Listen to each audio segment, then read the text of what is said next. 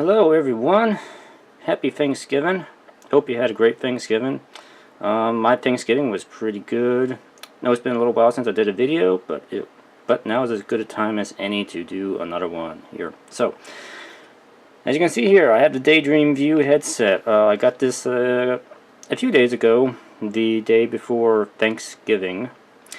This is the one I get for free with the Pixel here, and I managed to it got to me quicker than I thought it would. I mean, when it shipped out on FedEx from Google, it told me it wasn't going to show up until December. So, but then it showed up before Thanksgiving, which is okay by me.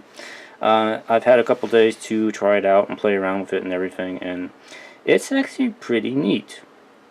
Now, this is coming from me, which is this is kind of my actual first foray into VR, virtual reality, and it's something I've been wanting to try for a while. But all of the major actual VR headsets like the Oculus Rift and the HTC Vive, they're all really expensive. And really the only other options is some sort of mobile VR option. The Samsung Gear VR is supposed to be pretty decent, and it's comparable to this from what I'm aware. Only real difference with the VR from what Gear VR from what I'm aware is that it's plastic mostly, and they've got a sensor pad on the side you can control it with, and it plugs into the phone and everything here. But Daydream is similar, but it has kind of a different setup to it. It's made of cloth, so it's a little more comfortable. It's only got like one strap on it, and this thing here, that's from the controller, just inside. It's kept right there. Let me slide this out. It's got this little wrist dongle thing, which is so you don't throw this out of your hand while you're using it here. It's the same sort of approach that I think Nintendo used with the Wiimote. The Wiimote had the same sort of handle on it, but this is the motion control remote. Yeah, I guess you want to call it a remote. That goes with the Daydream View. It works really well. Basically, you just kind of hold it like this. You have your clicker here, volume buttons on the side. This is sort of your back button right here, and your home key is this right here. So it's kind of has the same buttons as the basic buttons you would have on your Android phone, except now you got it in your hand, so you can use it here. When you're using it, if you tap this, that just takes you back to home. But the really handy thing is if you hold it down, it recenters your viewpoint and your pointer. So, and the other thing about this, this up here, this is actually a touchpad up here.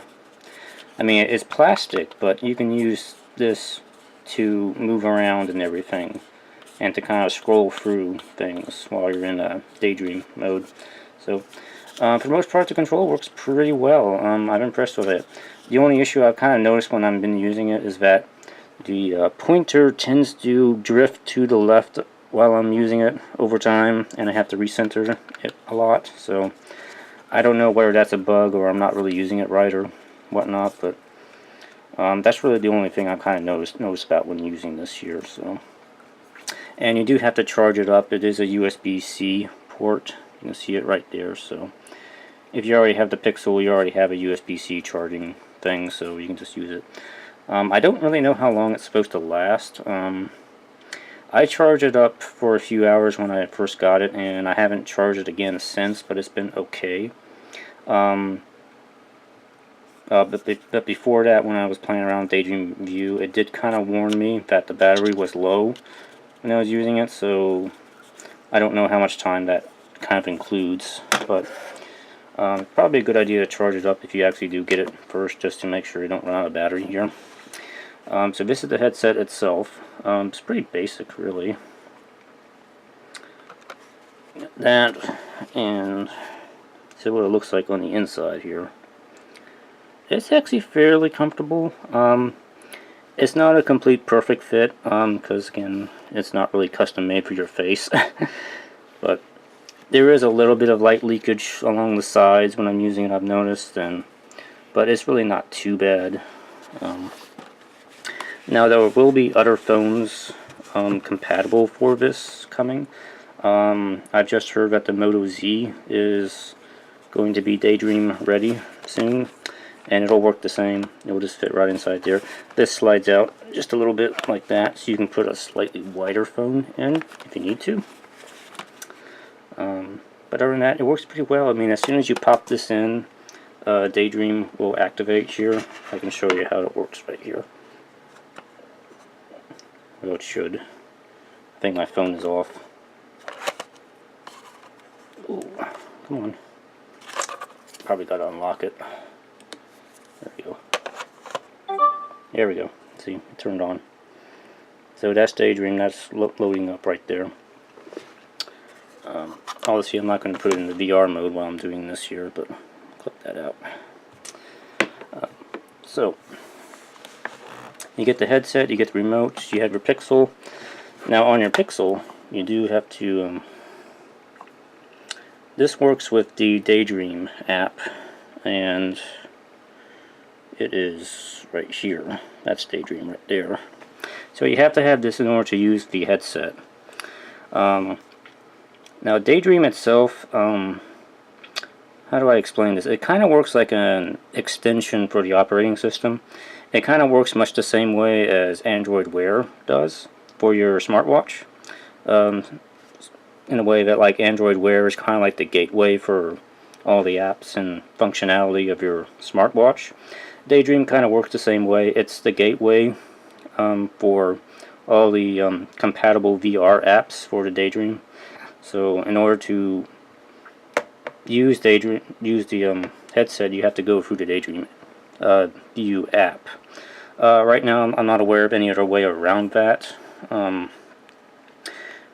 now, there aren't a whole lot of Daydream apps to play around with. I've tried several of them. I can show you the ones that I do have right now. See, arts and cultures, okay, just kind of looking at pictures. The cardboard camera. This is actually something for video. Whoops, get out of that. No, I don't want to do that. Go back. Cardboard camera will let you do panoramic 3D stereoscopic images. This is different from the panoramic photo you get in the normal camera mode, because this will actually give you a kind of a semi 3D effect with your panoramic photos here. So if you want to actually do something that looks 3D, you want to use the cardboard camera app and not the normal camera app that comes with the phone here.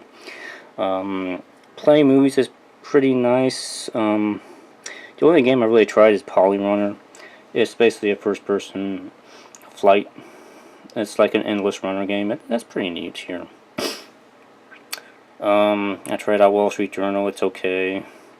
Street View is really neat in VR. I really like Street View. You can see a whole lot of neat things in Street View. It takes a little while to load up, but it works pretty well. And the only real video app you get right now is YouTube VR. This works pretty well. I've already watched several 360 videos with the Daydream, and it works pretty well. Normal videos will kind of they will kind of show up as if you're watching them in like a theater mode. If you're like in an actual movie theater, they'll be on a big wide screen, and you'll be like really up close to it. There's another mode that'll give you kind of a more of a panoramic IMAX experience with the videos too. So it's kind of up to your preference what you want to use for that. The 360 videos are kind of okay.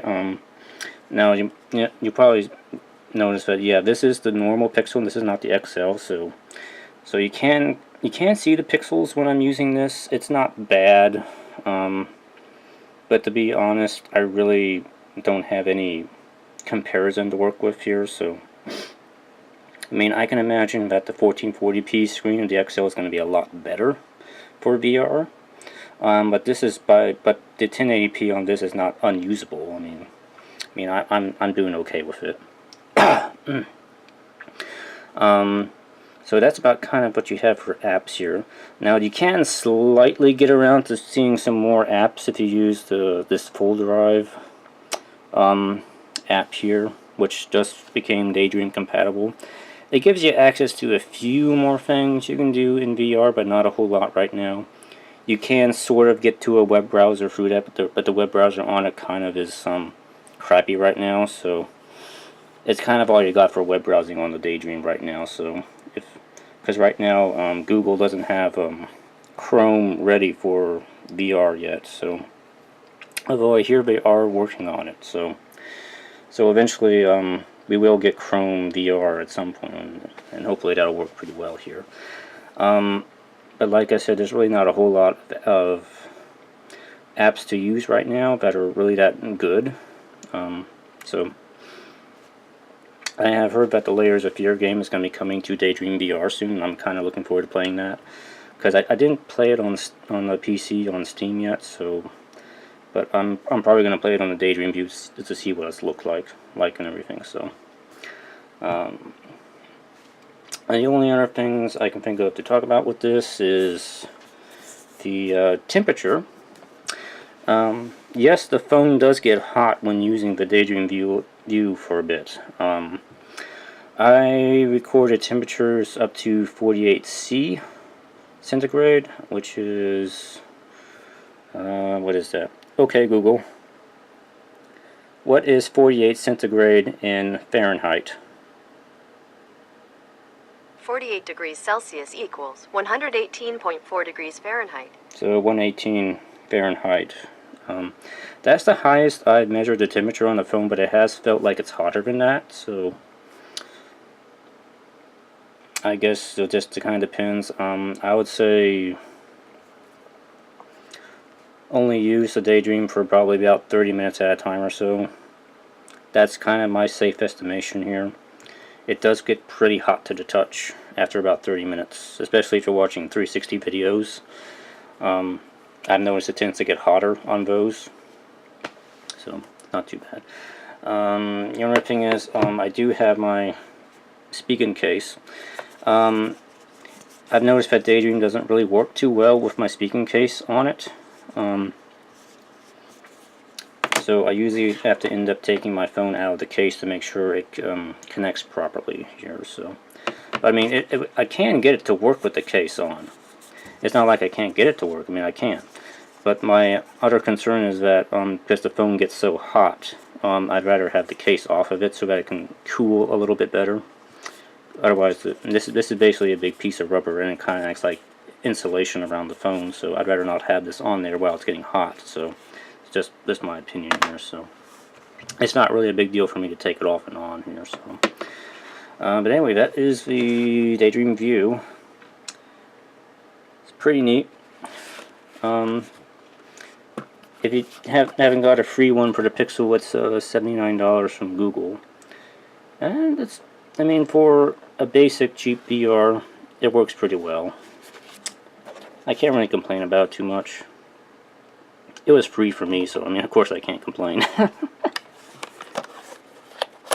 The head strap, probably should talk about that. This is adjustable. I have it kind of semi-tight, where it just kind of fits over my head, kind of like that. Try not to have the head strap down like that, because otherwise it tends not to lift up for some reason when I have it like that, and then you get a lot of light leakage on the bottom area of it. But supposedly also the this thing will come out. I've seen some people show that it comes out. It's held in by Velcro, I think. Yeah, it's just held in by Velcro, so you can take this out and clean it if you need to. So, but anyway, that is the Daydream View. It's a pretty nice, I want to call it an add-on for the Pixel phone, is what I'm going to call it right now. It's an add-on. And in the future, it will be coming to other phones, so look forward to that. Anyway, it's pretty good, so that's going to be it. So, happy holidays. Some more Gunpla videos are going to be coming here real soon. I know I've been kind of out of it for the past month, but they are coming. So, have happy holidays, and see you soon. Bye-bye.